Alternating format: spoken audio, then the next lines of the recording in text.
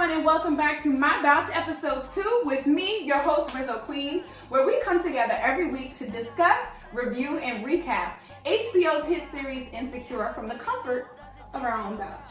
You're probably wondering why my Bouch looks so differently. That's because in true quarantine fashion, my friends and I are still practicing social distancing, so each of them will be joining us from the comfort of their own Bouch. So without further ado, let's get into my friends for the week. First up, we have my longtime friend, wife, and new mother. New, fresh out the box new. Like, he ain't even been here for a year. We don't know what outside looks like, but he ain't never seen it new. She's owner, she's co-creator of Ohemia, a fashion brand created by two sisters to promote African culture and fashion. So let's discover our royalty with Odamia Bouch. What's up? Hey girl. Hi, darling.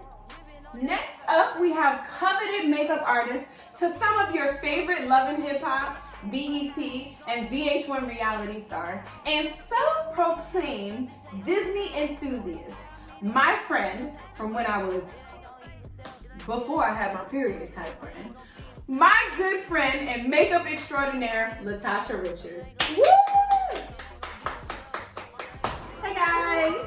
What's my shirt?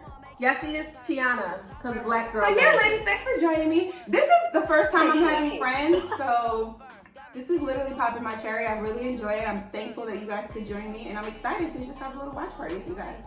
So last week, we found out a couple of things. Episode 1 was like super packed.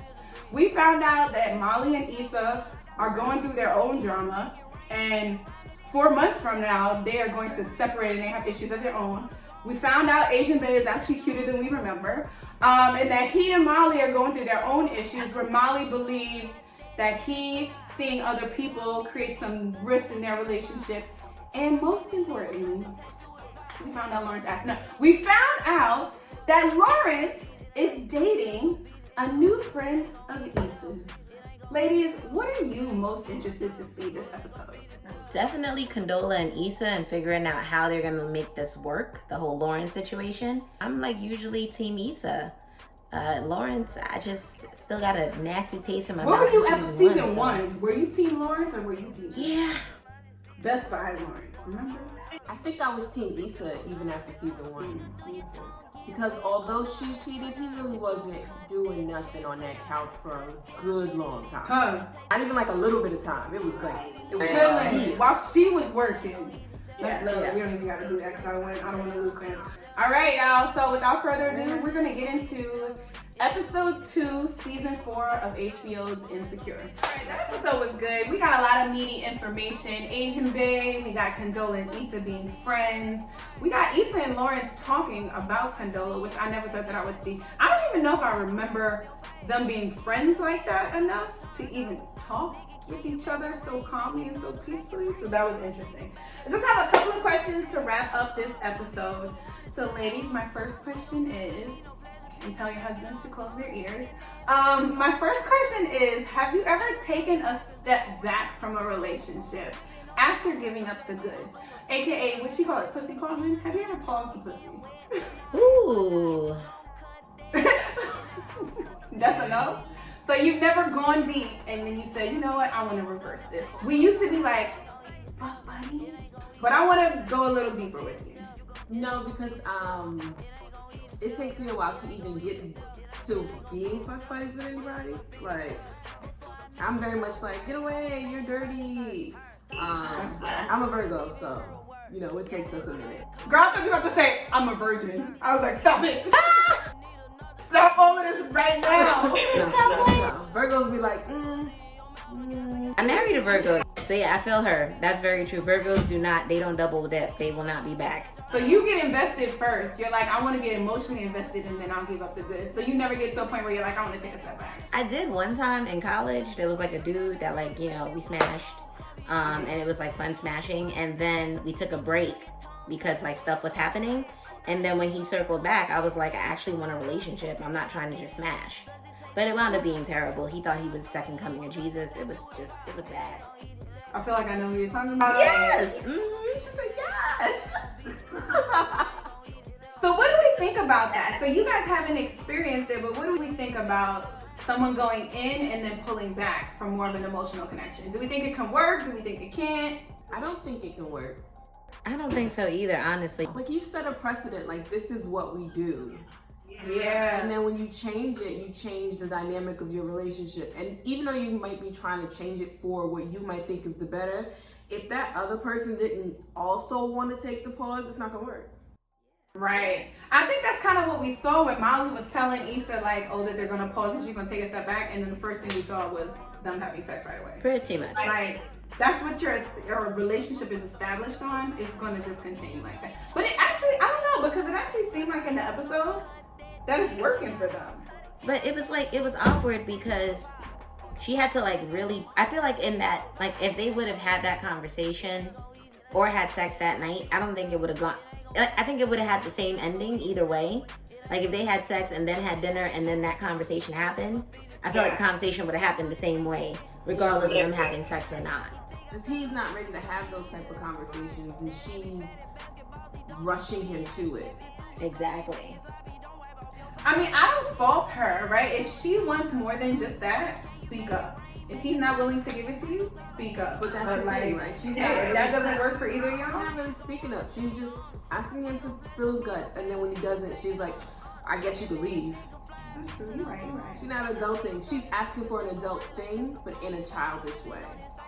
Ooh, how's she supposed to ask? She has to come to him and have a conversation with him. She can't react to something and then be like, but I'm just trying to tell you, this is what I need. No. Facts. You have to have a conversation. You have to be like, all right, so this is where we are. This is where I want to go. You want to go there with me? Yeah.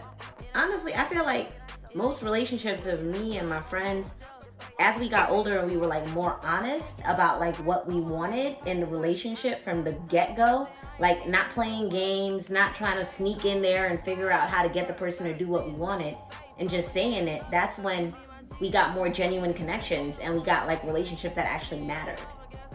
Like, you know, trying to trick him into dinner and hoping that like, you know, he's gonna tell you what you want to know. Just tell him what you're looking for.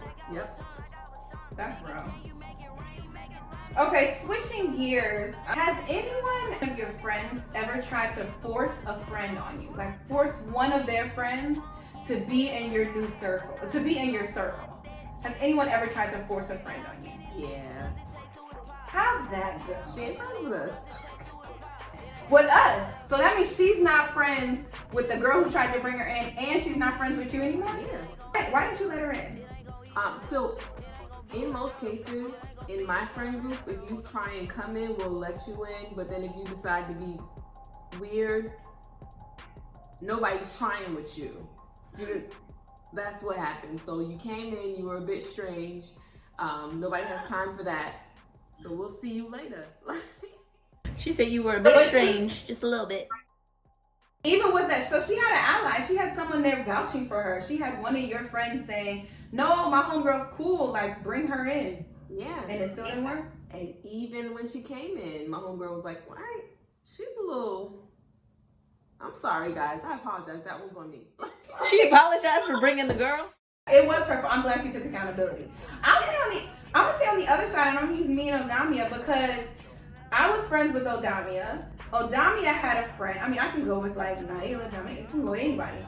And I feel like maybe you guys were the trio first, but me and you had our own separate relationship, and you brought me into that. So it can work. Yep. But I feel like more often than not, it does. True. Because in my brain, I want all of my friends to get along. I think all of my friends, like, well, let me not. I think if I'm cool with you, that means you're a certain type of person. And you're a good person, and I think all of my friends are good people. So in my brain, I'm like, oh, this should work. I'm always trying to connect people, but that does not always work. It's nice when it does work, because it has happened before in my friend group when it works. It's really nice when it does work, but I guess as you get older, it's just harder to make new friends. True. That's right. True. I definitely had one of my friends ask to do that. She was trying to force herself into my friend circle, and I was like, oh, these are my high school friends. Like when it's us, it's just the 5 of us. Bringing you in would kind of you be an outsider. Like, we have inside jokes. There are things that we do, you know. But she felt some kind of way, like, whoa, why aren't you bringing me in? My friends were definitely Molly, because they were like, hold up, what are you doing? Because we have our own established thing. And then she was definitely the me and Condola, the Issa and Condola thing, trying to come in. And Molly was like, not having it. So that didn't really work. Unlike Issa, I kind of understood that, and I was like, you gotta relax. But Molly was like rude. She didn't understand it though. Molly was rude. Like, Molly was really rude. if I was Condola, I would have been like, Issa, I'm gonna catch you later. The way she like handed her bag real quick and then took her menu, I would, like, if it was like me and you, Donna, and let's say like Latasha, like I was meeting you for the first time, I wouldn't reach and take Latasha's menu. You know what I mean? Like, I'd be like, Donna, girl, you done? Like, I was like, oh, you rude. If I was Condola, I'd be like, I'm gonna go get my beignets from somewhere else. I don't need to have them from this place. I would be devil's advocate though, because Issa should have known. I don't think Issa did the right thing. In moments like that, you have to Molly's thinking that she's coming just to talk to you. In moments like that, you gotta be like, hey, Condola's here. Do you mind if she joins us? You can't just force her upon Molly and expect things to be okay. Because in that situation, Molly had something she wanted to talk to Issa about, that she only wanted to have a conversation with somebody that she knew. So I actually fault Issa. I completely agree. I just feel like if Molly was going to be rude to anybody, forgive me for saying this, she should have been rude to Issa, not Condola, who had no idea what was going on. She's just there for the beignets and some lunch.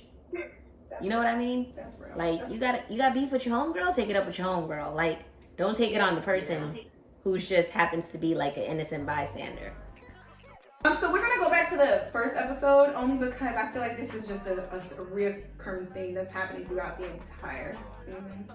Or actually, I don't know when Condola gets dropped or if she gets dropped and things get crazy. But have you guys ever either dated a friend's ex-boyfriend or had a friend date your ex-boyfriend? No. Or ex-whatever? No. She said no. No. How would you feel? So now you're saying no so strongly because you're like, hell no. But what if this wasn't, Condola wasn't being an intentional, she wasn't intentionally like, yo, I'm gonna go for her. I know this is your ex, I'm gonna date him. What if this happened, like right now, the three of us, I know each of you individually. What if, I'm about to say your husband's name, Adami, is that okay? What if Latasha just found out that your husband, Leke, is somebody she used to date? That is no one's fault here. That's no one's fault. If we just met and you happen to be dating my ex or I happen to be dating your ex, then that's just the problem of circles. That's just, and that actually makes sense, right? Because we like the same type of people, so we would be in the same kind of circle. That's true. But not like I've known you forever and now you talking to him and I was like, but that was my 2018 and you know that, girl. Right, that's real. Would you guys remain friends? Would you continue the relationship? And would you bring up things about you and Leke? There would have to be boundaries, I think, because not only for like my sanity, but also for the health of that relationship. Like, you don't want to be bringing up like, oh yeah, you know, he does that thing in the bedroom that's real crazy. Girl. Like, girl. like what? I'm sorry. What did you tell me about my husband? That's awkward. And then at the same time too, I don't want to hear any new tricks that he's done with you. Yeah, I'm gonna have to. I don't think we could be friends. So that's the thing. I'm gonna have to limit myself with you. But what if doesn't it depend on what type of relationship that this person had before? Oh, I think only boyfriends. Like, look, if you used to smash him, I don't know if I care about that. Exactly. Yeah, but like ex-boyfriend, somebody that you were. Issa was with Lawrence for 5 years. That's not just a run-of-the-mill dude she used to smash. Latasha, on the other side, so Adamia is married to him. Could you continue a relationship with her knowing that she's married to him? I could, but in the same way, like she said, it would have to be some boundaries. What are those boundaries? Well, we probably wouldn't talk about him. That's what the boundary is, no conversation. Not talking about him. How is he? He's good? That's nice. Let's talk about you, girl. Okay, I'm with it. And we couldn't have deep conversations about what goes on in their relationship because it would be hard to not say, yeah, he's the same as how he was before, if that's the case. Do you know what I mean? Yeah. And then how would that not make her uncomfortable? Yeah. I think, and then you guys would have like a surface level friendship, because with all my friends who have significant others, there comes a point in time where we make comments about the other person. And so if you have to consciously think like, oh, this is a topic I can't discuss, I feel like that's not like a real friendship. It limits your relationship with the person. Y'all just gonna be associates. This whole, oh, he likes mayo on his fries, like, nah, don't tell me anything about my man that I shouldn't be hearing anything about my man for the first time from you. I shouldn't be hearing Exactly. about him.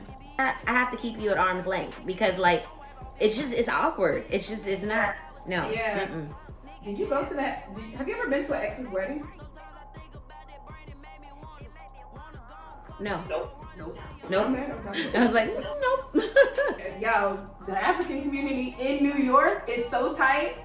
Y'all be inviting everyone, any kind. So you probably actually have and just. I had an ex at my wedding, but I didn't invite one to. I wasn't invited to his wedding. Did you point it out for me? All right, let me not get into that. All right, so the last question before we go. What do you guys think is the straw that broke the camel's back for Molly and Issa? What's the real final reason why they split and they don't fuck with each other? What are your predictions? I have to think that it's probably something Molly says to Issa and then Issa reacts. Something like what? Because she's been throwing jabs like, girl, why your life gotta be this difficult? She's been saying stuff already. I mean, stuff like that. But like, she says it when Issa's in a place where she's not going to be able to handle what Molly is saying in an adult fashion. Okay. Like, so Molly's gonna say something crazy, and Issa's kind of already gonna be in a weird place, and so she's gonna lash out at Molly, and then that's, again, little things snowball in friendships. I think it's gonna be an issue of secrets that they're gonna stop communicating. And once that happens, and I think we saw a little bit about that like at the end of the episode, with Molly, like there was like no reason why Molly could not tell her that it was Asian Bae who called and they're working things out. I think like that it's kind of already planted like a seed of distrust between friends. Yeah. And because right after Issa was like, oh, I broke up with TSA babe, like we found out he had 2 kids, like all types of stuff. So Issa's still being open, Molly is starting to shut down. And I feel like that's going to hit a point where they're just going to stop communicating and somebody's going to say something like that's going to hurt the other person because they're not going to be able to, they're not going to be on the same page anymore. Yeah, I think it's going to be a mixture of that. I think they're going to get distant and stop communication. And then in those moments where they're still trying to fake it like they're friends, I think that it's going to be, because Issa says she don't really fuck with Molly, I think it's going to be Molly saying some shit. Because Molly is already feeling like she's alone and feeling like Condola is taking her place. So I think Molly is going to lash out on Issa when she least expects it. And it'd be like, damn, this is really how you've been feeling? Because I feel like she's judging her. She's judging her with the fuck buddy. She's like, oh, you let fuck buddies out the house? She's judging her for like smashing a dude who got a baby on the way. You saw her face. Yeah. And she's judging her for having a relationship with Condola. There's a lot there that's like snowballing. Ooh, I got one. What if she embarrasses Issa at the block party? Ooh, I like that. That's a good one. I don't like it happening. Like all of those things. I'm doing my work thing. My work thing involves Condola, and then you always come to all of my work things, and so I'm doing something at a work thing that you don't like. Boom, Molly says something crazy, Issa's embarrassed. Well, what if she don't come to the block party? And Issa's like, what the fuck? That's a good one too. Yo, that would be real if she embarrassed her in front of everybody. But that's a very Molly thing to do, to let it. Like remember what was it? Season 3 or whatever, when she was at the table with Dre and his wife? And she was like making it worse. Yeah. It's a very Molly thing to do, to embarrass herself while she embarrasses you. It's so true. So true. That's Issa's struggled for like her career, like the past couple of seasons. So like now, like she actually has something good going for her. If Molly doesn't come through and support, that could be a problem. Yeah, because this is the first season where we're seeing like the roles reversed since season 1. I mean, not really, because season 1, Issa was in distress and Molly has always had her shit together. Pretty much, yeah. And now this is the first time that Issa is flourishing. Molly is like so at work and she really needs Issa. And it's not the other way around. So this is going to be interesting to see how they work that dynamic, because Issa's not used to being the friend that Molly leans on. It's the other way around. Yep, you're right. And I think maybe that's probably going to be a big part of Molly's resentment over time. Yeah, that's true. Ooh, she gets fired. There's a lot. Do we think she's gonna smash Torian? What do we think that was about? In the office? No, that was just me who thought that. Do we think that Molly and Torian are gonna smash? I feel like there was some tension or something happening. I can see that. I mean, I can see it. He kind of short. Remember her with Lil Ray? Lil Rel? I mean, You're right. He kind of short. Molly, I don't know how much. Molly was dating a married man. I don't know how many standards she had. It was an open marriage. You got a good point. Oh, right. That's right. Sorry, Dro. Has Molly ever dated a single black man? Yeah, the one that she stopped dating because he sucked dick. Was he suck? Oh, he got his dick sucked. Oh, I remember him. He was fine. He was. Actually, I saw on Instagram he got married, and I was like, is it to a man or a woman? But yeah, he looked good. Woo-hoo. He was fine. He was short. Yeah. So this was great. Thank you so much, ladies, for joining us for episode 2. You guys are our first guest. How exciting. Did you guys have fun?